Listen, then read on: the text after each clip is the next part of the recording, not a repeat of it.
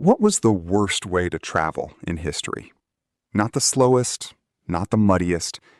The worst kind of travel was the kind where, once you started, you had almost no control over what happened next. Today, we complain if a flight gets delayed or if a car ride takes too long. But for most of history, travel was not just inconvenient. It was dangerous, dirty, exhausting, and sometimes the easiest way to disappear forever. Before cars, trains, airplanes, GPS, and emergency help, every journey came with real risk. Bad roads, broken wheels, bandits, storms, sickness, dirty water, and if something went wrong, nobody was coming to save you. So, what was the worst way to travel? Walking for weeks across muddy roads? Riding in a wagon that shook your bones? Being trapped in a stagecoach with strangers? Or crossing the ocean in a wooden ship? The answer depends on what kind of suffering you mean. Some travel destroyed your feet. Some destroyed your patience.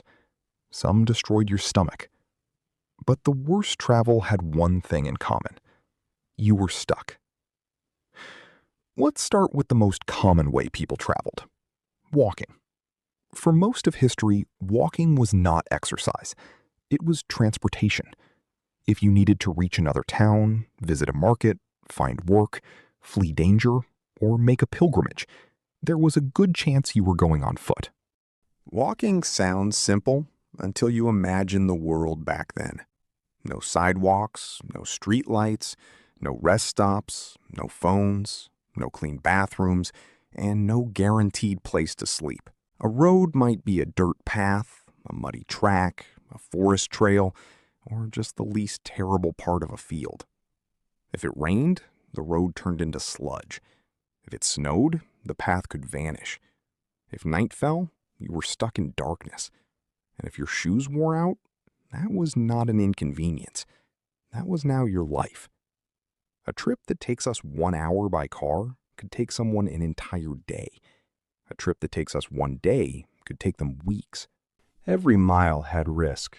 A twisted ankle could become a disaster. Bad water could make you sick. A wrong turn could leave you lost. And bandits did not need to chase you down a highway. They just had to wait where travelers were tired, hungry, and far from help. Walking was common, but it was brutal. Still, walking might not have been the worst, because at least you had some control. You could stop, you could turn around, you could choose where to step. That was not always true with wagons. Traveling by wagon sounds better than walking.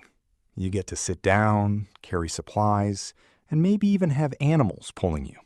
That sounds like an upgrade. It was not always an upgrade. There was no smooth suspension. The wheels were hard. The roads were rough. Every rock, rut, and hole went straight through the wooden frame and into your body. If the road was dry, you breathed dust. If it was wet, the wheels sank into mud. And wagons broke constantly. A wheel could snap. An axle could crack. A horse could go lame. A bridge could collapse. And if you were far from help, fixing it was not a quick roadside call. It was you, a few tools, a tired animal, and a lot of regret. Now, imagine being sick in that wagon, or old, or injured, or traveling with children. There was no soft seat, no air conditioning, no seatbelt, and no quiet ride. Just wooden boards, jolting roads, animal smells, and hours of being shaken around. A wagon helped people carry more, but it did not make travel easy. It just made the suffering mobile. Then came stagecoaches, which somehow made sitting down feel like a punishment. In movies, they look exciting. Fast horses, dusty roads, dramatic landscapes. But the real experience was cramped, loud, dirty, and sometimes terrifying. You were squeezed into a small wooden box with strangers. The seats were hard, The coach bounced violently. Your legs had almost no room. You breathed dust, you smelled horses, sweat, and unwashed people. And depending on the trip, you might have to sleep sitting up. Every bump could slam you into another passenger. Every turn could feel like the whole coach was about to tip over. And sometimes it did. Stagecoaches overturned, wheels broke, horses panicked, drivers lost control. And then there were robbers. A stagecoach carrying money, mail, or valuable goods was a target. Bandits knew the routes, they knew where coaches slowed down, they knew where travelers were vulnerable. So you were not just uncomfortable, you were trapped in a wooden box that everyone on the road could see. Stagecoaches were faster than walking, but they were not peaceful. They were basically a long, violent shake in a box, with the bonus possibility of being robbed. Still, if we are talking about the worst overall, road travel has a problem. However miserable it was, the road was still under your feet. You could stop. You could get out. You could, at least in theory, walk away. The ocean did not give you that option.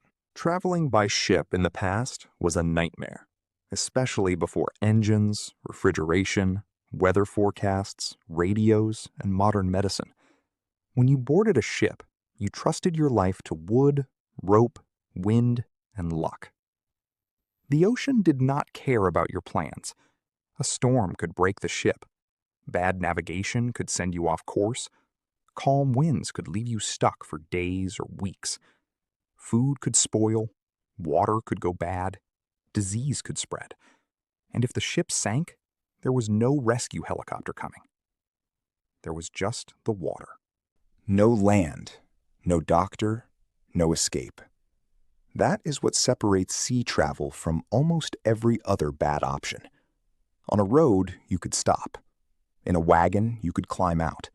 In a stagecoach, you eventually reached a station. But on a ship in the middle of the ocean, there was nowhere to go.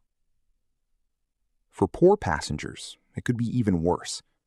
Many were packed into cramped lower areas with little comfort, poor ventilation, and terrible sanitation. They were not taking a cruise. They were enduring a floating room full of fear, sickness, bad smells, and uncertainty. And some voyages in history were even more horrifying because people were transported against their will. At that point, it was not just bad travel. It was human suffering on a massive scale. But land travel was not exactly pleasant either. Medieval roads could be rough, muddy, unsafe, and poorly maintained. Some old Roman roads survived in places, but many routes were just dirt, stones, ruts, and hope. Rain could turn them into deep mud. Winter could make them dangerous. Flooding could wipe out crossings. Forests could hide thieves. And there were not comfortable hotels every few miles. Travelers slept in inns, barns, monasteries, crowded rooms, or outside. An inn could be dirty, noisy, and packed with strangers. Your bed might not really be yours. Your food might not be fresh. Your water might not be safe. And privacy was not something most travelers expected. Even wealthy travelers had problems. They had better horses, servants, guards, and supplies, but they still dealt with bad roads, bad weather, delays, sickness, and danger. The rich suffered with more luggage. The poor just suffered directly. And if you were traveling for something like a pilgrimage, the journey could last weeks or months. Blisters, hunger, cold, thieves, bad sleep, unclean water, and the constant fear of what might be waiting on the next road. Then the Industrial Age arrived, and trains changed everything. Trains made travel faster.